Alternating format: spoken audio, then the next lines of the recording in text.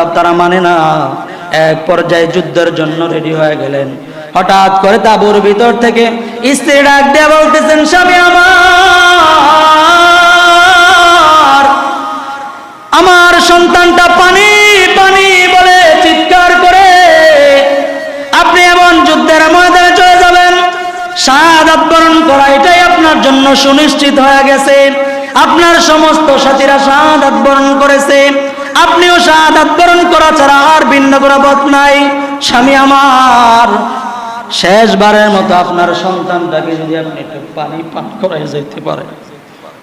আমার সন্তানটা পানি পান করার জন্য চিৎকার করতেছে। ওই ইয়াজিদের বাহিনী হযরত হুসাইন রাদিয়াল্লাহু আনহু কোলের সন্তানটাকে কারবালার ময়দানের মধ্যে নিয়ে দুই হাত সামনের মধ্যে নিয়ে এইভাবে ধরে রাখছে, ধরে বলতেছে, হে কুফাবাসী, এই সন্তানদের দিকে তাকাইয়া আমাদেরকে একটু পানি দাও, শেষবারের মতো একটু পানি দাও, তোমাদের কাছে আর কিছু চাই না, একটু পানি দাও। যখন হুসাইন রাদিয়াল্লাহু তাআলা আনহু সন্তানটাকে উপরের দিকে ধরে রাখছে, এক শত্রু এমন ভাবে তীর নিক্ষেপ করছে, এই শিশু সন্তানের এই দিক দিয়ে ঢুকে ওই দিক দিয়ে বের হয়ে গেছে, সাথে সাথে সন্তানটা দুনিয়ার থেকে বিদায় হয়ে গেছে। হযরত হুসাইন রাদিয়াল্লাহু তাআলা আনহু সন্তানটাকে কোলের মধ্যে নিয়ে স্ত্রীর কাছে গিয়ে বলতেছে, তোমার সন্তান তোমার কাছে নিয়ে নাও, আর জীবনে কোনোদিন পানি খুঁজবে না, আর কোনোদিন পানি খুঁজবে না, জীবনের তরে পানি পান করে ফেলছে, কোনোদিন তোমাকে আর কষ্ট হবে না। এই কথাটা বলে সন্তানটাকে যখন নাকি স্ত্রীর হাতের মধ্যে দিয়ে আবার বের হয়ে গেছে, তুমুল যুদ্ধ শুরু হয়ে গেছে। এক পর্যায়ে হযরত হুসাইন রাদিয়াল্লাহু তাআলা আনহু গলার মধ্যে একটা আঘাত করে শরীরটাকে এবং কল্লাটাকে আলাদা করে দিয়েছে। হযরত হুসাইন রাদিয়াল্লাহু তাআলা আনহু কল্লাটা যখন কারবালার মধ্যে পড়ে রয়েছে, এক শত্রু নিয়া হযরত হুসাইন রাদিয়াল্লাহু তাআলা আনহুর মাথাটাকে নিয়ে ইয়াজিদের দরবারে চলে গেছে। ইয়াজিদের দরবারে যাওয়ার পর ওই যে ওবাইদুল্লাহ ইবনে জিয়াদ চেয়ারের মধ্যে বসা, ইয়াজিদ চেয়ারে বসা, সামনে একটা প্লেটের মধ্যে হযরত হুসাইন রাদিয়াল্লাহু তাআলা আনহুর মাথাটা রাইখে দিছে। আর ওবাইদুল্লাহ বিন জিয়াদ একটা লাঠি বা একটা ছুরি নিয়ে এমন ভাবে খোঁচা দেয়, এমন ভাবে খোঁচা দেয়, আর বলতেছে, ক্ষমতা কেমন লাগে দেখো না, জোরে বলেন না নাউজুবিল্লাহ। আল্লাহর পয়গম্বরের একজন সাহাবী সাথের থেকে বলতেছে, এই ওবাইদুল্লাহ বিন জিয়াদ, যুদ্ধ করার পরেও, দুনিয়ার থেকে বিদায় করে দেওয়ার পরেও তুই কার সাথে এত বড় বেয়াদবি করতেছিস, যে ঠোঁটের ভিতরে, যে চেহারার ভিতরে আমার পয়গম্বরের হাজার হাজার চুমু রয়েছে, হাজার বার যে চেহারার ভিতরে, যে ঠোঁটের ভিতরে আল্লাহর পয়গম্বর চুমু দিয়েছিলেন, এই চেহারার ভিতরে আর তুই বেয়াদবি করিস না। এমন ভাবে এই কারবালার দিন হযরত হুসাইন রাদিয়াল্লাহু তাআলা আনহু ইসলামটাকে সমুন্নত করার জন্য কারবালার ময়দানে জান্নাতের সর্দার হইয়াও, জান্নাতের সর্দার হওয়ার এই সার্টিফিকেট পাওয়ার পরেও ইসলামটাকে উঁচু করার জন্য, দিনকে উঁচু করার জন্য, মুসলমানদেরকে উঁচু করার জন্য নিজের মাথাটা অনায়াসে দিয়া দিল। কারবালার ইতিহাস এই দিনেই ঘটেছিল। আল্লাহর রাসূল সাল্লাল্লাহু আলাইহি ওয়াসাল্লামের কলিজার টুকরা নাতি হযরত হুসাইন রাদিয়াল্লাহু তাআলা আনহু এই দিনে কারবালার ময়দানে শহীদ হয়েছিলেন। মর্মান্তিক একটা ঘটনা ঘটেছিল। মুসলমানদের কিছু নামদারি মুনাফিক মুসলমানেরা পয়গম্বরের নাতি, কলিজার টুকরা নাতি, তাকে শহীদ করেছিল। যে দিনটা, এই দিনটা হলো কারবালার দিন, আশুরার দিন।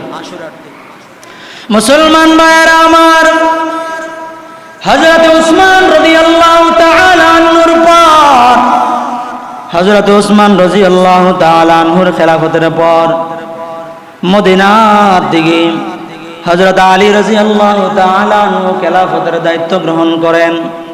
আর ওই দিক দিয়া কুফা নগরীর ভিতরে হযরত মুআবিয়া রাদিয়াল্লাহু তাআলা আনহুর এই দুইটা দল ছিল ইসলামের দুইটা দল, অর্থাৎ ইসলামের মধ্যে খেলাফতের ভাগাভাগি হয়ে যায়, দুইটা দলে বিভক্ত হয়ে গেছে। দুইটাই সাহাবী, দুইটাই আল্লাহ তাআলার পেয়ারা, আল্লাহর রাসূলের পেয়ারা সাথী। একজন হলো হযরত আলী, আরেকজন হলো হযরত মুআবিয়া। হযরত আলী রাদিয়াল্লাহু তাআলা আনহু, হযরত মুআবিয়া রাদিয়াল্লাহু তাআলা আনহু, এই দুইজনের ভিতরে দুই জায়গার ক্ষমতা দুইজনের হাতে হয়ে গেল। আল্লাহর পয়গম্বর সরওয়ারে দু আলম জীবিত থাকা অবস্থায় আল্লাহর পয়গম্বর হযরত হাসান রাদিয়াল্লাহু তাআলা আনহু ওনাকে দেখে বলছিলেন, আমার উম্মতের দুইটা ভাগ যখন হয়ে যাবে, এই আমার কলিজার টুকরা হযরত হাসান রাদিয়াল্লাহু তাআলা আনহু এক পর্যায়ে হযরত আলী কাররামাল্লাহু ওয়াজহাহু তার খেলাফতের পর হযরত হাসান রাদিয়াল্লাহু তাআলা আনহু হযরত মুআবিয়া রাদিয়াল্লাহু তাআলা আনহুর খেলাফতকে মেনে নিলেন। এক পর্যায়ে পুরা মুসলমান রাষ্ট্রের ক্ষমতা একজনের হাতে গিয়ে চলে গেল। তার নাম হলো হযরত মুআবিয়া রাদিয়াল্লাহু আনহু। তার নাম কি? হযরতে মুআবিয়া রাদিয়াল্লাহু আনহু। হযরত মুআবিয়া রাদিয়াল্লাহু তাআলা আনহু 60 হিজরিতে ইন্তেকাল করেন। 61 হিজরিতে ওনার ইন্তেকালের পূর্বে হযরত মুআবিয়া রাদিয়াল্লাহু তাআলা আনহুর সন্তান ছিল ইয়াজিদ। ওই সময় একদম ইসলামের পরিপূর্ণ পাবন্দী ছিল। ইয়াজিদ যখন একেবারে পরিপূর্ণ ইসলামের পাবন্দী ছিল, হযরত মুআবিয়া রাদিয়াল্লাহু তাআলা আনহু তিনি মৃত্যুর আগে বলে দিয়ে গিয়েছিলেন যে আমার মৃত্যুর পর খেলাফতের দায়িত্বভার গ্রহণ করবে আমার সন্তান ইয়াজিদ। কে গ্রহণ করবে? ইয়াজিদ। ওই সময় পর্যন্ত হযরতে মুআবিয়া রাদিয়াল্লাহু তাআলা আনহুর এই সন্তান এটা খারাপ ছিল না, ভালোই ছিল। কোরআন সুন্নাহর বিরোধী কোনো কাজকর্ম করে নাই। এই পর্যায়ে তিনি খেলাফতের দায়িত্ব দিয়ে কিছুদিন পর হযরত মুআবিয়া রাদিয়াল্লাহু তাআলা আনহু দুনিয়া থেকে বিদায় হয়ে গেলেন, মারা গেলেন। মরে যাওয়ার পরে খেলাফতের দায়িত্ব গ্রহণ করলো ইয়াজিদ। খেলাফতের দায়িত্ব গ্রহণ করার পর বাবার মৃত্যুর পর কিছু কিছু সন্তান আছে নষ্ট হয়ে যায়। কথা কোন ঠিক না বেঠিক? এমনই ঘটনা ঘটলো তার সঙ্গে। ইয়াজিদ যখন নাকি ক্ষমতা গ্রহণ করলো, এরপর থেকে নাচ গান বাদ্যযন্ত্র যত গুনাহের কাজ আছে সব কিছু সে করতে আরম্ভ করলো। আর ইয়াজিদের কিছু তার খেলাফত গ্রহণ করনেওয়ালা কিছু মুনাফিক ছিল, ইবনে সাবার লোক, মুনাফিকদের সর্দার, মুনাফিকদের একটা দল ছিল। তারা হযরতে হুসাইন রাদিয়াল্লাহু তাআলা আনহুকে চিঠি লিখতে শুরু করলো যে হুসাইন, আমরা ইয়াজিদের খেলাফতকে মেনে নিতে পারি না, আপনার মতো ব্যক্তি থাকতে ইয়াজিদের খেলাফতকে আমরা মানি না, আপনি চলে আসেন, আপনাকে আমরা খলিফা বানিয়ে দিব। তার খেলাফত আমরা মানি না, আপনাকে আমরা খলিফা হিসেবে গ্রহণ করে নিব। এটা বলছে কারা? যারা শিয়া ছিল, যারা মুনাফিকদের সর্দার একটা দল ছিল, ইবনে সাবার গ্রুপ। অনেক চিঠি বস্তা হয়ে গেছে চিঠির। হযরত হুসাইন রাদিয়াল্লাহু তাআলা আনহু চিন্তা করলেন, যেহেতু ইয়াজিদকে তারা খলিফা মানতেছে না আর মুসলমানেরা চিঠি লিখতেছে, সুতরাং খেলাফতের দায়িত্ব যদি খারাপ লোকদের হাতে চলে যায় তাহলে মুসলমানের ঈমানের মধ্যে, মুসলমানের ইসলামের মধ্যে, কোরআন সুন্নাহর মধ্যে ঘাটতি শুরু হয়ে যাবে। এই জন্য হযরত হুসাইন রাদিয়াল্লাহু তাআলা আনহু চিন্তা করলেন, তাহলে তো এই খেলাফতের দায়িত্ব, ইসলামের এত বড় একটা দায়িত্ব, এটা গ্রহণ করার দরকার আছে না নাই? জোরে বলেন না, আছে না নাই? এই চিন্তা করে হযরতে হুসাইন রাদিয়াল্লাহু তাআলা আনহু একটা পারিবারিক একটা দল নিয়ে চিন্তা করলেন, যেহেতু খেলাফতের দায়িত্ব গ্রহণ করা লাগবে, এই জন্য আমাকে চলে যাওয়ার দরকার। উনি যুদ্ধের জন্য যান নাই, উনি ওনার পরিবার নিয়ে ওই জায়গার মধ্যে গেছেন যাতে করে ইসলামটা পরিপূর্ণ থাকে, ইসলামটা যেন ঠিক মতো থাকার জন্য খেলাফতের দায়িত্বটা যেন ভালো মানুষদের হাতে থাকে। এবং যে রাজতন্ত্র বাবার থেকে সন্তান পায় এই জিনিসটার যেন বাদ হয়, এই জন্য হযরত হুসাইন রাদিয়াল্লাহু তাআলা আনহু পরিবারের একটা বিশাল বড় একটা কাফেলা নিয়ে কুফার দিকে রওনা হওয়ার জন্য মনস্থ করলেন। এই দিক দিয়ে অনেক সাহাবায়ে কেরাম চিন্তা করলেন যে হুসাইনকে তো বাধা দেওয়ার দরকার, কারণ হলো তার বাবা হযরত আলী রাদিয়াল্লাহু তাআলা আনহুকে এমন ভাবে অনেক চিঠি পাঠিয়ে হযরত আলী রাদিয়াল্লাহু তাআলা আনহুকেও এই শাহাদাতের পেয়ালায়, এই শাহাদাতের এই কাফেলার ভিতরে ঢুকায় দিছিল। তারাও ছিল এক মুনাফিকদের দলরা। তো বড় বড় অনেক সাহাবায়ে কেরাম বলছেন যে হুসাইন আপনি কোথায় যাইতেছেন? বলে আমি আপাতত যাইতেছি মক্কায়। ওই সময় তিনি উমরার উদ্দেশ্যে বের হয়েছিলেন যে ওখানে আমি গিয়ে তারপরে চিন্তা করব কোথায় যাওয়া যায় কিনা। 72 জনের একটা কাফেলা নিয়ে তিনি রওনা হয়েছেন।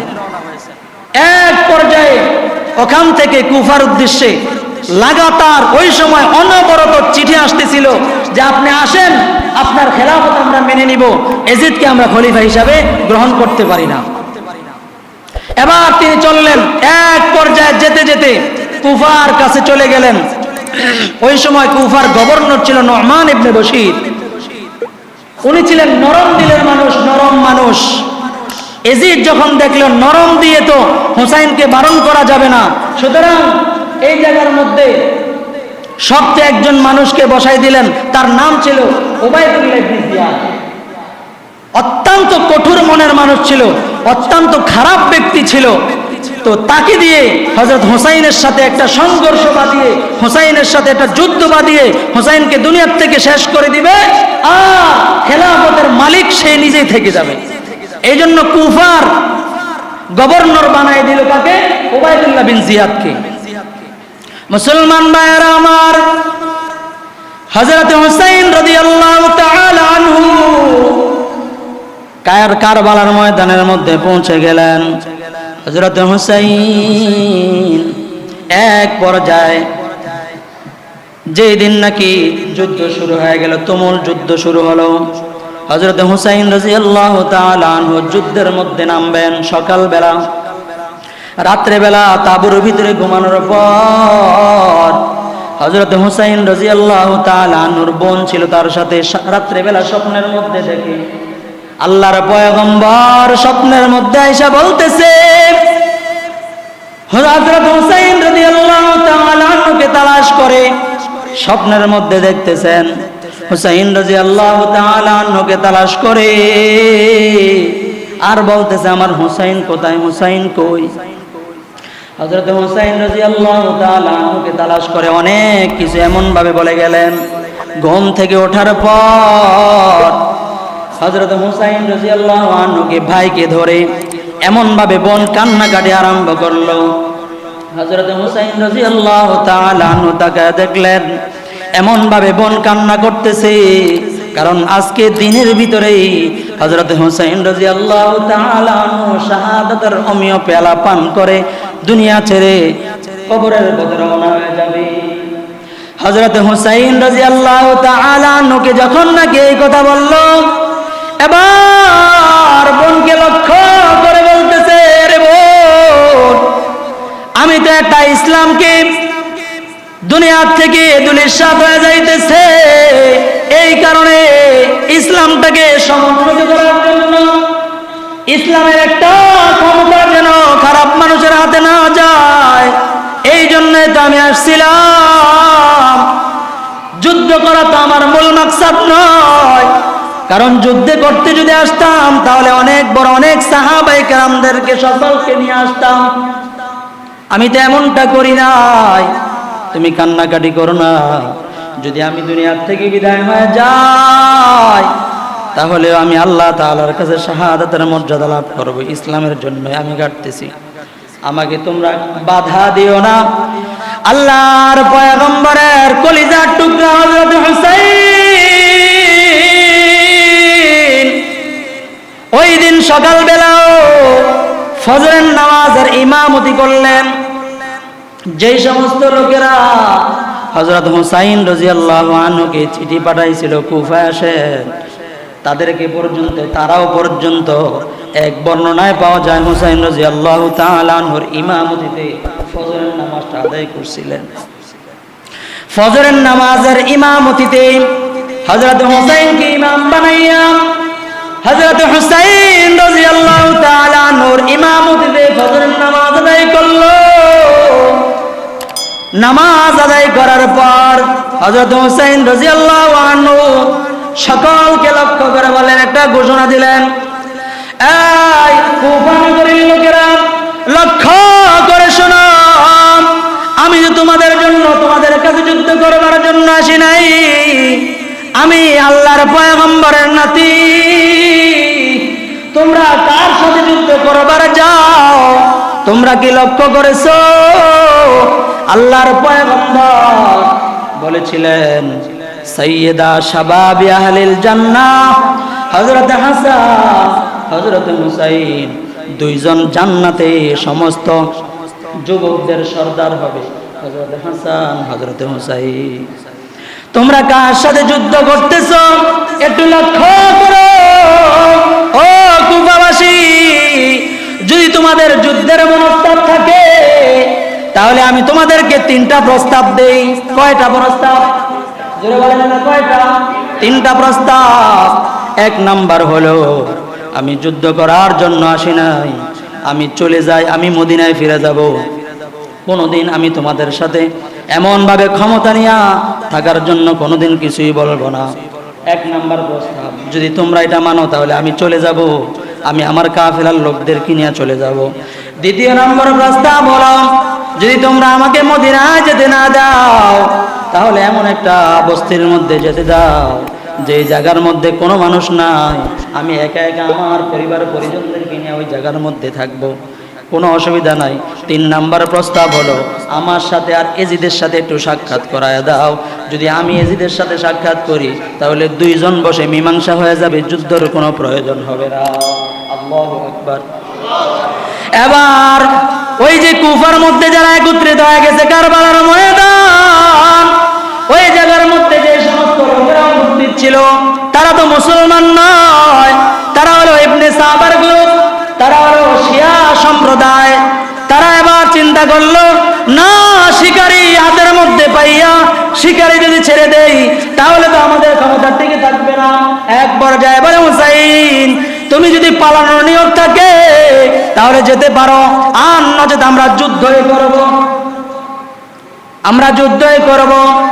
এক পর্যায়ে হুসাইন যখন নাকি তিনটা প্রস্তাব তারা মানে না, এক পর্যায়ে যুদ্ধের জন্য রেডি হয়ে গেলেন। হঠাৎ করে তাঁবুর ভিতর থেকে স্ত্রী ডাক দিয়ে বলতেছেন, স্বামী আমার সন্তানটা পানি পানি বলে চিৎকার করে, আপনি এমন যুদ্ধের ময়দানে চলে যাবেন, শাহাদাত বরণ করা এটাই আপনার জন্য সুনিশ্চিত হয়ে গেছে। আপনার সমস্ত সাথীরা শাহাদাত বরণ করেছে, আপনিও শাহাদাত বরণ করা ছাড়া আর ভিন্ন কোনো পথ নাই। স্বামী আমার, শেষবারের মতো আপনার সন্তানটাকে যদি আপনি একটু পানি পান করাই যেতে পারেন। আমার সন্তানটা পানি পান করার জন্য চিৎকার করতেছে। ওই এজিদের বাহিনী হযরত হুসাইন রাদিয়াল্লাহু আনহু কোলের সন্তানটাকে কারবালার ময়দানের মধ্যে নিয়ে দুই হাত সামনের মধ্যে নিয়ে এইভাবে ধরে রাখছে, ধরে বলতেছে, এই কুফাবাসী এই সন্তানদের দিকে তাকাইয়া আমাদেরকে একটু পানি দাও, শেষবারের মতো একটু পানি দাও, তোমাদের কাছে আর কিছু চাই না, একটু পানি দাও। যখন হুসাইন রাদিয়াল্লাহু তাআলা আনহু সন্তানটাকে উপরের দিকে ধরে রাখছে, এক শত্রু এমন ভাবে তীর নিক্ষেপ করছে, এই শিশু সন্তানের এই দিক দিয়ে ঢুকে ওই দিক দিয়ে বের হয়ে গেছে, সাথে সাথে সন্তানটা দুনিয়ার থেকে বিদায় হয়ে গেছে। হযরত হুসাইন রাদিয়াল্লাহু তাআলা আনহু সন্তানটাকে কোলের মধ্যে নিয়ে স্ত্রীর কাছে গিয়ে বলতেছে, তোমার সন্তান তোমার কাছে নিয়ে নাও, আর জীবনে কোনোদিন পানি খুঁজবে না, আর কোনোদিন পানি খুঁজবে না, জীবনের তরে পানি পান করে ফেলছে, কোনোদিন তোমাকে আর কষ্ট হবে না। এই কথাটা বলে সন্তানটাকে যখন নাকি স্ত্রীর হাতের মধ্যে দিয়ে আবার বের হয়ে গেছে, তুমুল যুদ্ধ শুরু হয়ে গেছে। এক পর্যায়ে হযরত হুসাইন রাদিয়াল্লাহু তাআলা আনহু গলার মধ্যে একটা আঘাত করে শরীরটাকে এবং কল্লাটাকে আলাদা করে দিয়েছে। হযরতে হাফস হুসাইন রাদিয়াল্লাহু তাআলা আনহু কল্লাটা যখন কারবালার মধ্যে পড়ে রয়েছে, এক শত্রু নিয়া হযরত হুসাইন রাদিয়াল্লাহু তাআলা আনহুর মাথাটাকে নিয়ে এজিদের দরবারে চলে গেছে। এজিদের দরবারে যাওয়ার পর ওই যে ওবাইদুল্লাহ ইবনে জিয়াদ চেয়ারের মধ্যে বসা, এজিদ চেয়ারে বসা, সামনে একটা প্লেটের মধ্যে হযরত হুসাইন রাদিয়াল্লাহু তাআলা আনহুর মাথাটা রাইখা দিছে। আর ওবাইদুল্লাহ বিন জিয়াদ একটা লাঠি বা একটা ছুরি নিয়ে এমন ভাবে খোঁচা দেয়, আর বলতেছে ক্ষমতা কেমন লাগে দেখো না, জোরে বলেন না নাউজুবিল্লাহ। আল্লাহর পয়গম্বরের একজন সাহাবী সাথের থেকে বলতেছে, এই ওবাইদুল্লাহ বিন জিয়াদ, যুদ্ধ করার পরেও, দুনিয়ার থেকে বিদায় করে দেওয়ার পরেও তুই কার সাথে এত বড় বেয়াদবি করতেছিস? যে ঠোঁটের ভিতরে, যে চেহারার ভিতরে আমার পয়গম্বরের হাজার হাজার চুমু রয়েছে, হাজার বার যে চেহারার ভিতরে, যে ঠোঁটের ভিতরে আল্লাহর পয়গম্বর চুমু দিয়েছিলেন, এই চেহারার ভিতরে আর তুই বেয়াদবি করিস না। এমন ভাবে এই কারবালার দিন হযরত হুসাইন রাদিয়াল্লাহু তাআলা আনহু ইসলামটাকে সমুন্নত করার জন্য কারবালার ময়দানে জান্নাতের সর্দার হইয়াও, জান্নাতের সর্দার হওয়ার এই সার্টিফিকেট পাওয়ার পরেও ইসলামটাকে উঁচু করার জন্য, দিনকে উঁচু করার জন্য, মুসলমানদেরকে উঁচু করার জন্য নিজের মাথাটা অনায়াসে দিয়া দিল। আবার চিন্তা করেন এই দিনটা কত গুরুত্বপূর্ণ দিন। এই জন্য মেরে মোহতারাম দোস্ত, একটা হাদিসের মধ্যে এসেছে যে এই দিনের ভিতরে কেউ যদি পরিবারের জন্য, ইসলামের জন্য কোনো কিছু খরচ করে, আল্লাহ পাক রব্বুল আলামিন সারা বছর তার জন্য উত্তম খাবারের, উত্তম আহারের, উত্তম রিজিকের ব্যবস্থা করে দেবেন। জোরে কোন সুবহানাল্লাহ। এই জন্য আমরা ইসলামের পথে, পরিবারের পথে খরচ করতে রাজি আছি ইনশাআল্লাহ। সবাই রাজি আছেন তো ইনশাআল্লাহ? আমাদের এই মসজিদের অনেক খরচ, আপনারা দেখছেন দোতলার ভিতরে অনেক খরচ বাকি রয়েছে। এত বড় মসজিদ, অনেক সুন্দর মসজিদ, অনেক বড় মসজিদ, এটা সব কিছু আপনারাই দান করছেন। কারা দান করছে? আপনারা করছেন না? সব কিছু আপনারা করছেন। দোতলার ভিতরে অনেক কাজ বাকি আছে, এখনো আপনাদেরই করা লাগবে। কথা কোন ঠিক না বেঠিক? তো এই দিনটার ভিতরে হযরত হুসাইন রাদিয়াল্লাহু আনহুর শাহাদাতের কাহিনীটা মনে করে যদি আমরা এই দিনের ভিতরে, হতে পারে যদিও দুর্বলতা আছে, হযরত আদম আলাইহিস সালাতু ওয়াস সালামের দোয়া এই দিনের ভিতরে কবুল হয়েছে। আল্লাহ পাক রব্বুল আলামিন এবং অনেক বড় বড় জিনিসগুলো এই দিনের ভিতরে করেছেন। জোরে কোন সুবহানাল্লাহ। তা আমরাও যদি মসজিদের ভিতরে আজকে দান করি, হতে পারে তাদের সাথে সামঞ্জস্যতা রেখে আল্লাহ পাক রব্বুল আলামিন আমাদের জীবনের সব গুনাহ খাতা মাফ করবেন এবং আল্লাহ পাক রব্বুল আলামিন আমাদের রিজিকের অভাব এবং অনেক পরিবারের অনেক মানুষ অসুস্থ, এর উসিলা করে আল্লাহ পাক রব্বুল আলামিন আমাদের এই সমস্ত অসুস্থতা, দুর্গতি, দুর্যোগ এবং পেরেশানি আল্লাহ তাআলা দূর করে দিবেন। কথা কোন ঠিক না বেঠিক? আল্লাহ রাসূল সাল্লাল্লাহু আলাইহি ওয়াসাল্লাম হাদিসের মধ্যে বলেন, মান বানা লিল্লাহি মসজিদান বানাল্লাহু লাহু বাইতান ফিল জান্নাহ। আল্লাহর রাসূল বলেন, কেউ যদি একটা মসজিদ নির্মাণ করে, আল্লাহ পাক রব্বুল আলামিন জান্নাতের ভিতরে তার জন্য একটা ঘর বানায় দেয়। জোরে বলুন সুবহান। এই জন্য আজকে মসজিদের জন্য কে কে রাজি আছেন যে 1000 টাকা, 2000 টাকা, 5000 টাকা অথবা 500 টাকা, কে কে রাজি আছেন একটু হাত উঠাই দেন এবং দাঁড়ায়া পারলে নগদ